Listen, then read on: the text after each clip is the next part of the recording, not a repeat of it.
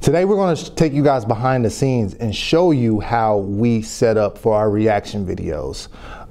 This setup allowed us to do over 1 million views in 2 weeks. Oh, that's crazy. That's funky.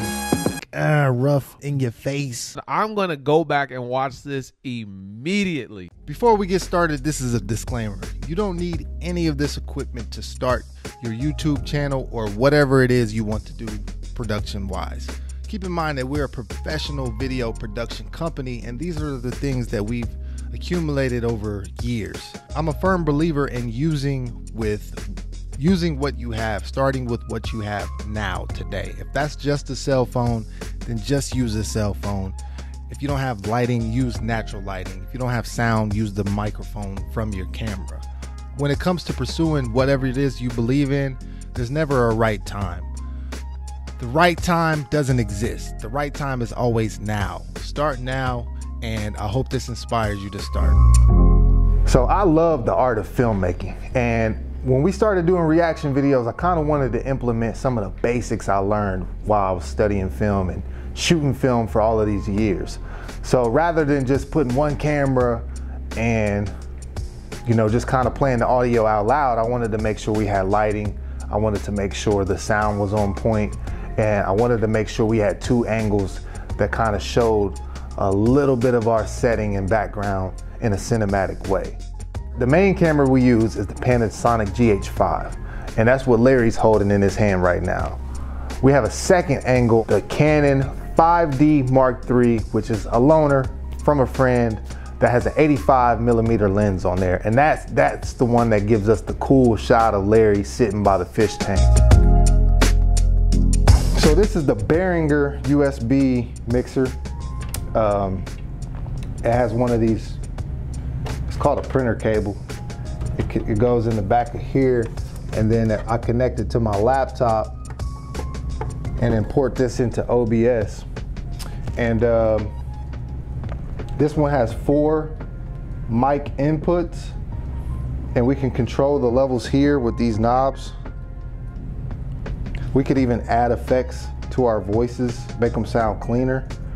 But this comes in handy, not just for recording reaction videos, but even out in the field. If we were like recording a concert or a performance, like we could have somebody's microphones that are singers and guitars going into these outputs.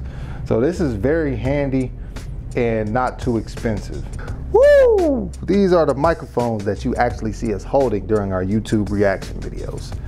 This Samson Q2U USB microphone. It actually feels kind of heavy. It has like a metal feel to it. It wasn't expensive, but it feels like it's expensive. You see the 3 prongs in there for the XLR ports, as well as a USB option to plug into your laptop or computer. Highly recommend these. What's up, world? It's Action Fredo. It's your boy LC, you heard, back again. Back again, it's Higher Faculty with another. Everything is going into OBS.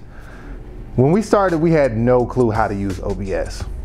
But me being a film student, I'm familiar with production and how a broadcast setup works. I understand that if we wanted to use multiple cameras, we needed a switcher. We used the Blackmagic ATEM mini switcher, which was an absolute game changer for us. The ATEM allows us to connect multiple cameras up to the switcher, which goes into my laptop, and it's read as a webcam by my laptop.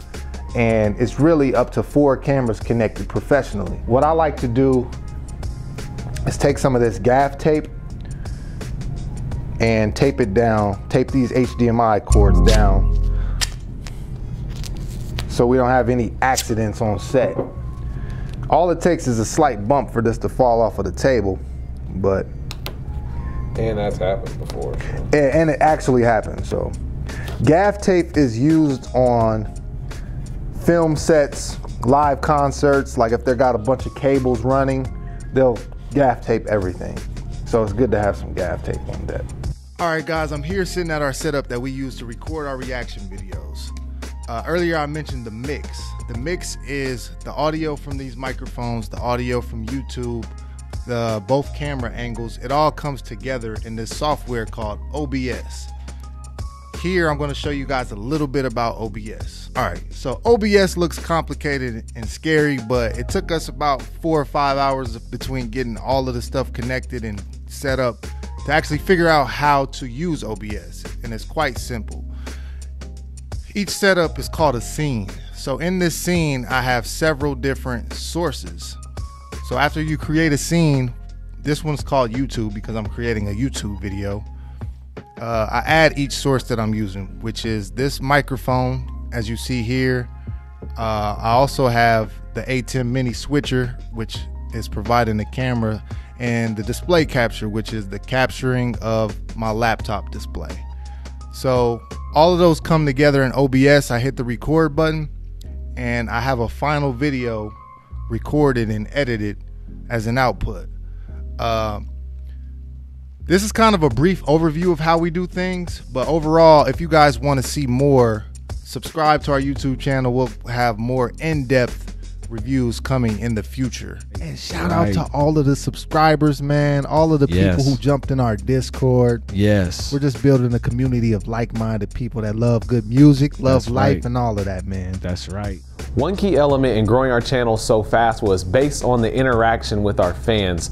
We did that multiple ways, through watching the premieres live with them, interacting in the different chat rooms on Discord, Instagram, and other social media, and I believe that that's a big component.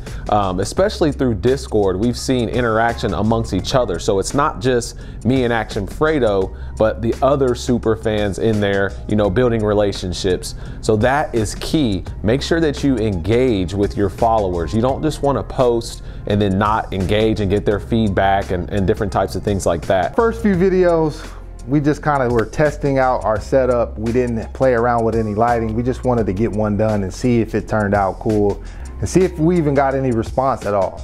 After a few videos, we were like, all right, the people are liking this. Let's step our production up.